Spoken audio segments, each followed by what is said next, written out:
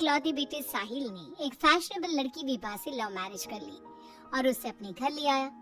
उसकी माँ ने दोनों को देखा तो बोलने लगी, अरे साहिल, ये किस नाटक वाले को ले आया तू?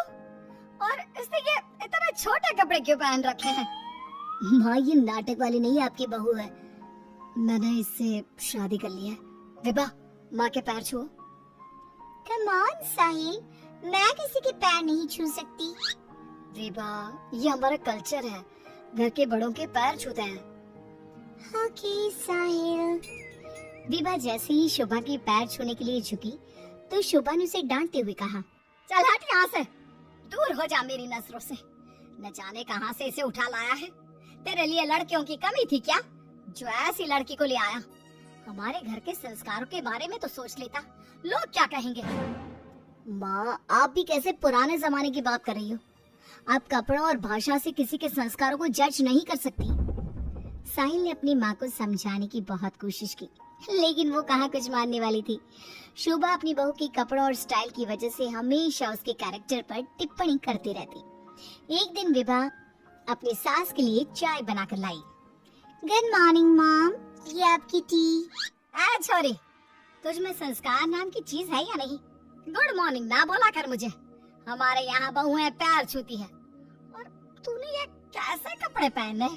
देख जरा मेरी बेटी रानी को, सीधे सादे कपड़े पहनती है वो। मॉम, आपकी बेटी को फैशन के बिल्कुल भी नॉलेज नहीं है। उसी तो आप तंबू भी दे देंगी ना, तो वो तंबू भी पहन लेंगी। देखो माँ, भाभी कैसे मेरा मजाक उड़ा रही हैं। रानी, मैं तुम्हारा मजाक नहीं उड़ा रही, मगर जरा देखो खुद को, कैसी लग रही हो। तुम्हें फैशन का बिल्कुल भी सेंस नहीं है। कुछ तो लड़कियों वाली हरकतें किया करो।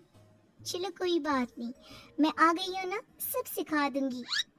इतना कहकर विभा वहाँ से चली जाती है और रानी सोचने लगती है, भाभी आपने मेरा मजाक उड़ाकर अच्छा नहीं किया। अब देखो मैं कैसे आपको इस घर से बाहर निकालती हूँ। अब रानी हर समय अपनी भाभी की कमियां ढूंढने में लगी रहती। रानी की माँ तो विभा से नफरत करती ही थी, लेकिन घर से निकालने के लिए जरूरी था कि साहिल भी विभा से नफरत करे। एक दिन घर में पूजा हो रही थी। घर के सभी सदस्य पूजा में शामिल हुए, लेकिन विभा नहीं हुई। जब पूजा खत्म हुई तो रानी ने कहा, भैया माना कि भाभी फैशनेबल है, लेकिन इसका मतलब ये तो नहीं कि वो भगवान में बिल्कुल आस्था ना रखे। उन्हें पूजा में तो आना चाहिए था ना। हाँ बेटा, तूने अपनी मर्जी से शादी तो कर ली, अब अपनी मॉडल बहू को घर के तौर तरीके तो सिखा दे।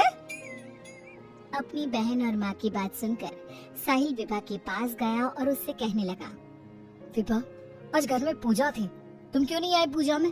पता है लोग कितनी बातें बना रहे थे। माय डियर हस्बैंड, इतना गुस्सा क्यों हो रहे हो? जरूरी नहीं कि भगवान को खुश करने के लिए पूजा में शामिल होना पड़े। जब भगवान को दिल से याद कर लो ना तो बस उसी समय होगी उनकी पूजा। विभा, तुम शब्दों के जाल में मुझे मत फंसाओ। मैं जानता हूँ तुम इन सब चीजों को नहीं मानती, लेकिन तुम माँ की खुशी के लिए ही चली जाती। कम ऑन डार्लिंग, तुम तो छोटी सी बात को खींच रहे हो। मुझे पूजा में जाने से कोई प्रॉब्लम नहीं थी। मुझे किसी ने बताया ही नहीं पूजा के बारे में। अगर माया रानी बता देती तो मैं चली जाती। इसी तरह दोनों में काफी देर तक बहस चलती रही। अब विभा की ननद और सास किसी न किसी बात पर दोनों का झगड़ा करवाती रहती। जो भी शोभा के घर आता तो वो उसके सामने अपनी बेटी और बहू की तुलना करती। एक दिन उनके घर पर उनकी पड़ोसन आई। शोभा बहन, कैसी हो? कहाँ है आपकी फिरंगी बहू? अरे घूम रही होगी आधे कपड़े पहनकर कहीं। जब से आई है जीना हराम कर दिया है। शोभा बहन, वैसे जो भी हो, आपके बेटे साहिल ने ऐसे लड़के से शादी करके सही नहीं किया। आपके घर में सब कितने संस्कारी हैं। आपने अपनी खुद की बेटी की कितनी अच्छी परवरिश की है, और आपकी बहू, उसके तो पूरे मोहल्ले में चर्चे हैं। हाँ बहन, बात तो सही कह रही हो। एक मेरी बहू है जिसे ना बात करने का तरीका आता है, ना कपड़े पहनने की तमीज है, और एक मेरी बेटी है, संस्कारी, सुंदर, सुशील, सर्वगुण संपन्न है मेरी बेटी। आप तो जल्द से जल्द बस अपनी बेटी की शादी करने के बारे में सोचो। कहीं ऐसा ना हो कि आपकी बहू के चक्कर में आपकी बेटी से कोई शादी ही ना करे। पड़ोसन की बात शोभा के दिमाग में बैठ जाती है और वो रानी के लिए रिश्ता ढूंढना शुरू कर देती है। एक दिन शोभा की तबीयत अचानक खराब हो जाती है। माँ, क्या हो गया है आपको? आप दिन भर अपने कमरे में लेटी क्यों रहती हो? अरे पता नहीं बेटी क्या हो गया है, कई दिन हो गए बुखार आ रहा है। माँ, आपको डॉक्टर के पास जाना चाहिए, ऐसे तो आपकी हेल्थ खराब होती जाएगी। ओ अंग्रेजन, अपनी अंग्रेजी अपने पास रख। माँ किसी डॉक्टर के पास नहीं जाएगी। मैं अभी माँ को काढ़ा बना कर देती हूँ, माँ बिल्कुल ठीक हो जाएंगी। लेकिन रानी, डॉक्टर ब्लड टेस्ट करके बता देगा कि मॉम का फीवर क्यों नहीं उतर रहा। इसी तरह कई दिन हो गए। शोभा का बुखार उतरने का नाम नहीं ले रहा था और रानी उन्हें डॉक्टर के पास जाने नहीं दे रही थी। एक दिन विभा रानी को बिना बताए शोभा को डॉक्टर के पास ले गई। शोभा को 4-5 दिन हॉस्पिटल में रहना पड़ा। इसी बीच विभा ने अपनी सास की बहुत देखभाल की, लेकिन रानी एक बार भी अपनी माँ से मिलने नहीं आई। बहू, मेरी इतनी ज्यादा तबीयत खराब थी, लेकिन रानी मुझसे एक बार भी मिलने नहीं आई। डोंट वरी मॉम, घर में कोई नहीं है ना, तो वो घर में ही रहती है।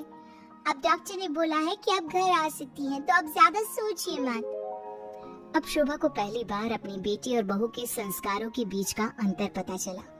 शोभा अपनी बहू को प्यार करने लगी। एक दिन शोभा ने विभा से कहा, बहू, आज शाम को लड़के वाले रानी को देखने आ रहे हैं। रानी और तुम बाजार चली जाओ, खाने का कुछ सामान और रानी के लिए अच्छी सी साड़ी लेकर आना। माँ, मैं भाभी के साथ नहीं जाऊंगी। वो साड़ी दिलाने की जगह कोई स्कर्ट या जींस दिलाकर ले आएंगी। बहू, तो इसे साड़ी ही दिलाकर लाना, ठीक है? है मॉम। रानी और विभा मार्केट के लिए निकल जाती हैं, लेकिन रास्ते में बहुत ट्रैफिक था। पूछने पर पता चला कि एक कार का एक्सीडेंट हो गया है।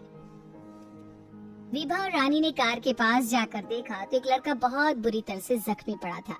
कोई उसकी मदद नहीं कर रहा था। लोग खड़े होकर बस तमाशा देख रहे थे। विभा ने उस लड़की की मदद करना चाहा तो रानी ने उसे रोकते हुए कहा, भाभी, ये क्या कर रही हो? जब कोई इसकी मदद नहीं कर रहा तो हम क्यों करें? रानी, ये क्या बोल रही हो तुम? अगर हमने इसकी हेल्प नहीं करी तो ये मर सकता है। लेकिन भाभी, पुलिस का झंझट कौन संभालेगा? पुलिस उल्टा हमसे ही सवाल जवाब करेगी। वो सब बाद में देखेंगे, पहले इसे हॉस्पिटल पहुंचाते हैं। विभा और रानी उस लड़के की जान बचा लेती हैं और उन्हें घर आने में देर हो जाती है। शोभा उनसे पूछती है, तुम दोनों को इतनी देर क्यों हो गई आने में? देखो शाम होने वाली है, लड़के वाले किसी भी समय आते होंगे। माँ, आपकी लाडली बहू की वजह से देर हो गई। मुझे आज पता चला भाभी को समाज सेवा का शौक भी है। रानी ने पूरी बात अपनी माँ को बता दी। शोभा ने बहू को डांटने की जगह उसकी तारीफ की।